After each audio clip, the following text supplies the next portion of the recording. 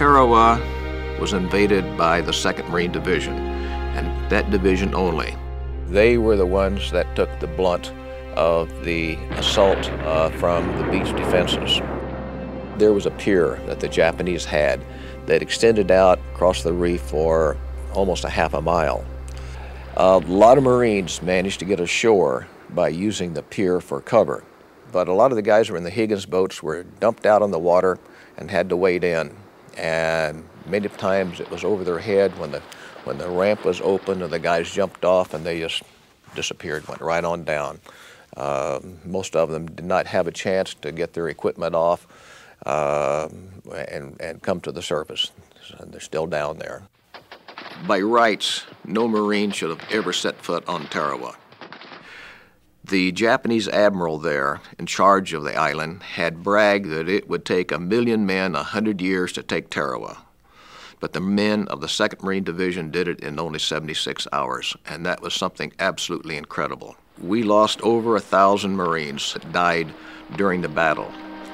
These guys that took Tarawa, in my opinion, were the greatest fighters in the world. And when they're gone, the world will never see the likes of them again.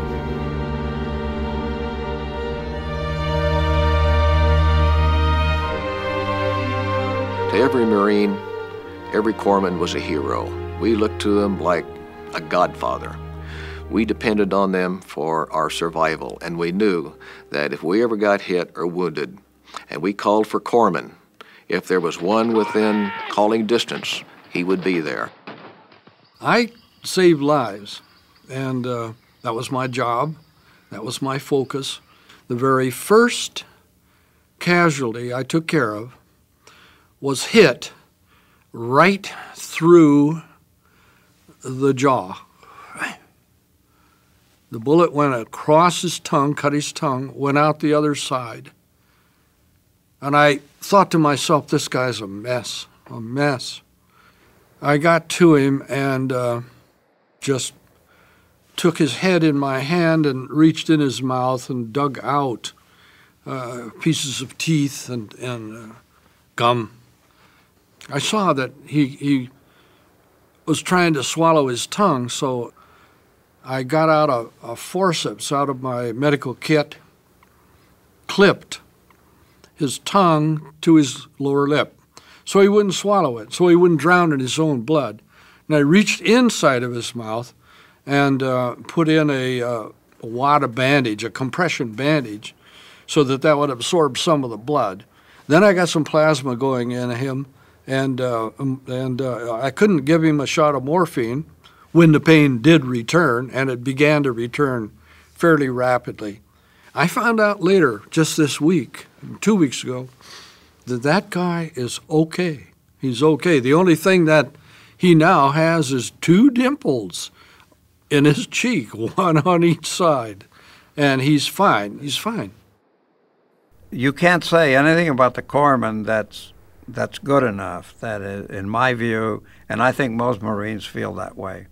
They were exposed to as much danger and maybe even more sometimes, and because, you know, they were scurrying around down there. Sometimes they had 2 or 3 guys that were hit, and these guys are going from one to the other, taking care of them and risking their lives every moment. And we lost a lot of them too.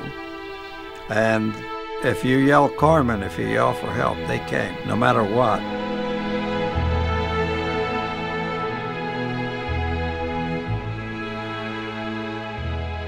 There is a camaraderie there that exists in very few units anywhere else in the Marines. You're like best friends and married to each other and you know, brothers, and it all sounds like a big, massive cliche, but it's true, you know. And they say you're never a former Marine. You're just a Marine who's not in service, you know, at that time. And that's true, too. It was a rite of passage for me. I was 17 when I went in, quickly turned 18. But it was a rite of passage from boy to man. How they ever got off the beach, I don't know. How they ever managed to extract the Japanese out of those bunkers, out of their machine gun nests, I don't know. They were marvelous, marvelous men. And I'm proud to have been associated with them. I deem it an honor to have served in the greatest fighting organization in the world today, the United States Marine Corps.